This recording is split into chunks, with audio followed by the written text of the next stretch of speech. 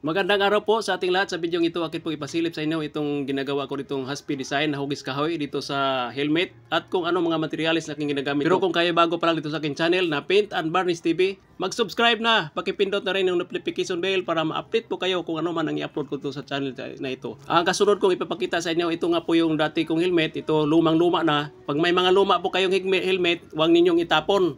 Itabi lang ninyo kasi pintura lang po ang mapapaganda nito, yung pintor. Kaya nga ganoon ginagawa ko kasi nga hindi na ginagamit, luma na, itim ang kulay. Kaya ginawaan ko ng hugis kahoy. Ganoon po yung proseso dito. Ang unang gagawin dito, lihain po natin ito. Pagka na-okay ng liha, saka natin ito primeran ng epoxy primer.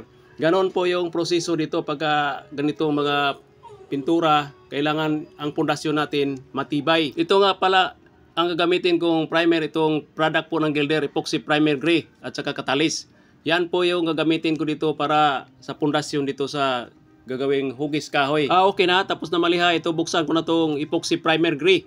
At saka magtimpla po tayo dito, yung hindi ganong marami lang yung gagawin natin dito para tamang-tama lang po dito sa ginagawa kong helmet, pinakapundasyon. Kasi nga may catalyst, kailangan ubusin po natin ito. Yan, kunti lang kasi maliit lang pong ating pinturahan. Kailangan lang po natin ito, tantiyahin lang po paglagay natin ng catalyst. Kasi dito sa 1 litro, 1/4 lang po yung catalyst dyan. Kailangan tantiyahin natin para mayroon pa magamit dito sa sunod natin pagtimpla. Hindi po na ganong marami. Yan.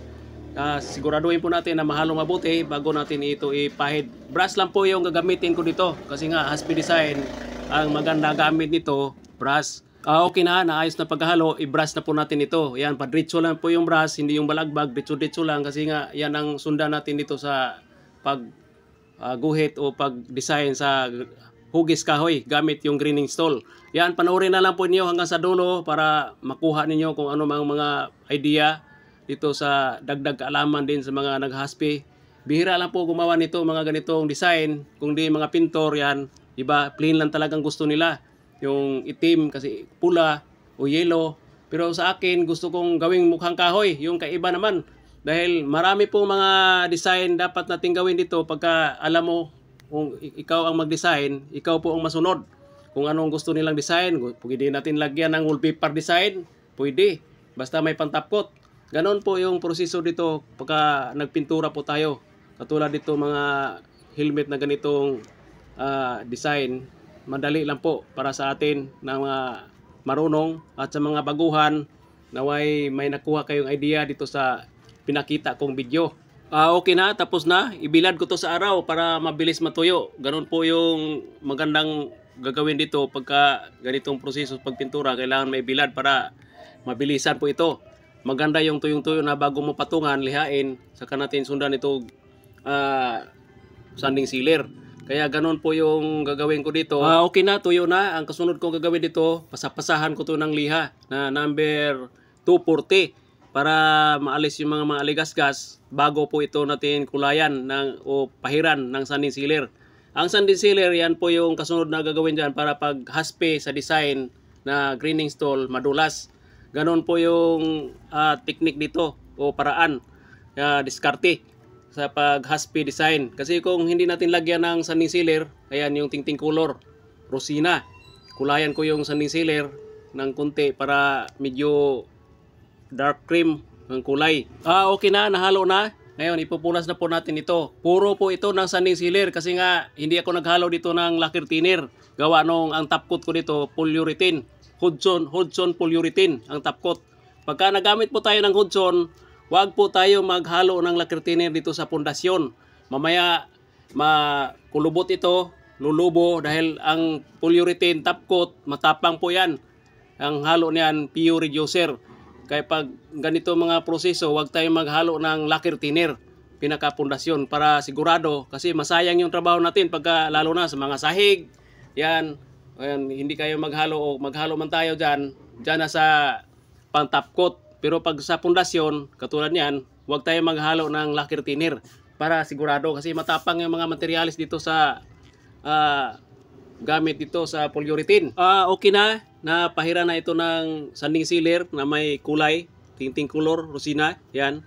Kailangan po natin itong patuyuin para ibilad natin sa araw, kunti, sandali, mga kalahating oras para mabilis matuyo para magawaan po natin ito ng design. Okay na, bilis naman matuyo ditong sanding sealer. Ayan ang sanding sealer. Pahiran ko ulit ito. Lagyan ko ulit ito ng sigan coating. Ayan, haluin natin itong sanding sealer kasi yan, una may latak yan. Kuha lang po ng konti dito, saka i-brush para sigurado po na kapit po dito sa ginagawa kong hugis kahoy. Ganon po yung mga proseso dito. Lagyan natin ng konting tingting color na rosina para insakto talaga ang kulay dito pagka naghaspi na tayo ng ganitong proseso. Napakaganda po ang resulta sa ating trabaho. Ang kasunod kong gagawin ito bago ko sundan ng sanding sealer, pasapasahan natin ng liha para mawala yung mga aligasgas o yung mga alikabok na dumikit para makinis po pagdating sa top coat na polyurethane kasi makintab yung top coat ko dito. Mamaya ipapakita ko sa inyo ang top coat ko dito na Hudson polyurethane dito sa ginagawa kong hugis kahoy. Napakakintab po. Ngayon, ganun po yung gusto ko dito. Ang kailangan lang dito, ang paghagod sa brush, ditso-ditso lang. Huwag natin ibalagbag para masundan po natin kung anong umpisa paghagod sa brush. Ganun palagi para hindi po mahalata yung mga guhit dito. Kasi nga, ang gagawin dito, yung haspi design na hugis kahoy. Okay na, tapos na maipit ng sanding sealer. Ngayon, ito naman yung tingting color, Venetian red. Lagyan ko ito ng pin-thinner o gas. Yan po yung panghalo dito sa tingting color para maghaspi. Kasi kung hindi natin haluan ng thinner yan, hindi matuyo yung tingting color. So nahalo na, yan. Ang gagamitin ko dito, yan ang greening stall. Yan. Yan ang gagamitin kong panghaspi dito sa helmet at saka basahan. Punasan na po natin yan ng ganyang Venetian red na may halong pin-thinner. Yan, tingnan nyo. Yan. Ganun po, maski saan man tayo maghaspi, ganun din yung ating gagawin. Yung ibang ginagamit, acricolor. Pero dito, ang gagamitin ko dito, tingting color para ipunas po dito. Kahit kung hindi man magandang design, pwede mong ulitin kasi matagal po matuyo ito. Pagka acricolor kasi gamitin natin, mabilis matuyo yon. Pag hagod natin sa greening stall, tuyo kaagad. Pero itong tingting color na may halong pin-thinner, hindi basta-basta. Kung hindi mo gustong design, ulitin mo, ganun. Punasan mo ulitin. Kailangan ibagay-bagay po natin ang design na hugis kahoy. Kailangan pag nagamit po tayo ng greening stall, alalayan lang po natin pag-aanan. Ayan, katulad yan, mayroon ng buko o hugis kahoy.